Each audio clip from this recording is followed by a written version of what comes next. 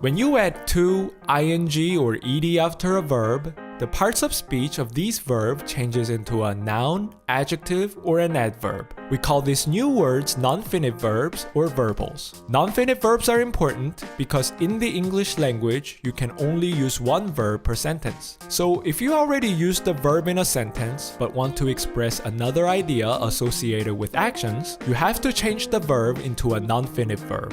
For instance, in the following sentence I am, the word am is a verb. So if you put another verb jump in the sentence will be wrong. You have to change the word jump into jumping. Depending on what parts of speech you need, you can change the verb into 4 different non-finite verbs. I'll talk about what each one does in a minute, but before I do, let me tell you another reason why non-finite verbs are important. They're important because they may function as a quasi-sentence, a fake sentence that is not a real sentence but expresses the meaning of a sentence. This is a very important feature for accurate communication in English. Take the sentence, I dislike your bullying my friend.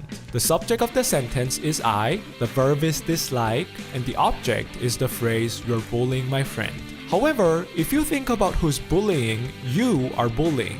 If you think about who's being bullied, my friend is. Hence, you is the fake subject that expresses the meaning of a subject. We call this the understood subject. The phrase my friend is the understood object. Hence, the non-finite verb creates a quasi-sentence within the object. All non-finite verbs can create a quasi-sentence, and it is very important for reading comprehension. In this video, we'll look at all non-finite verbs, explain how each of them works, and how they create a quasi-sentence. Let's begin. Let's start with the gerund. If you add ing after a verb and treat it as a noun, it is called a gerund. That means gerunds can go to the subject's position, object's position, complement's position, and modifier's position if the modifier is a prepositional phrase. For instance, working as a CEO needs passion. I love working as a CEO, I am working as a CEO, and I'm writing on working as a CEO. The next non-finite verb is the to-infinitive. If you put the word to in front of the base form of the verb, you can use it as a noun, adjective, or an adverb. If you use it as a noun, it can go to the subject, object, complement, and adverb position just as the gerund does. If it is used as an adjective, it can go to the complement and modifier's position, as in I am to die soon and I bought a book to read. What's the difference between the gerund and the to-infinitive acting as a noun? Nothing much, except that some verbs only take gerunds as their object, as in I enjoy skating, I practice skating, and I avoid skating. On the other hand, some verbs only take to-infinitives as their object, as in I want to skate, I hope to skate with you, and I wish to skate again. In addition, some verbs take both options, and it doesn't make a difference which one you choose. Lastly, some verbs take both options, while it does make a difference which one you choose. For instance, I forgot turning off the heater means you already turned off the heater, but you forgot that you turned it off. In contrast, I forgot to turn off the heater means you did not turn off the heater because you forgot to do so.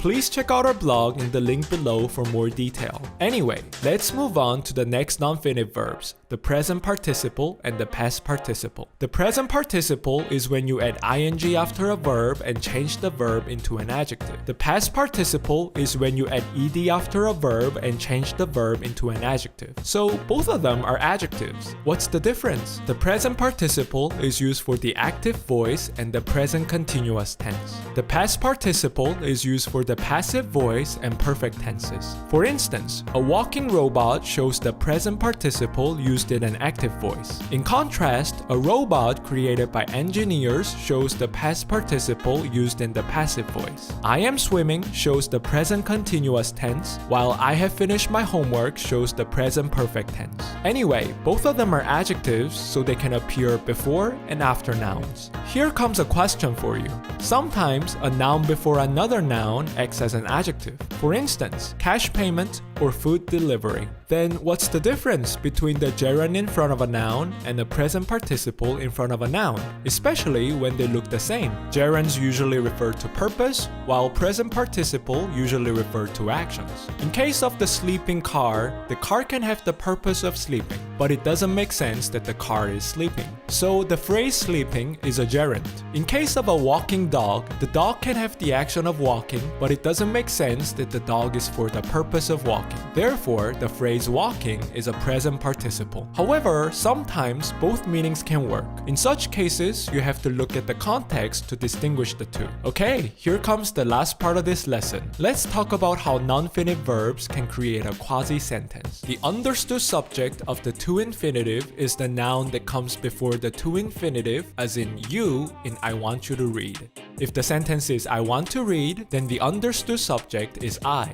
Now, if you want an understood object in the quasi-sentence, add it right after the to-infinitive, as in I want to read books.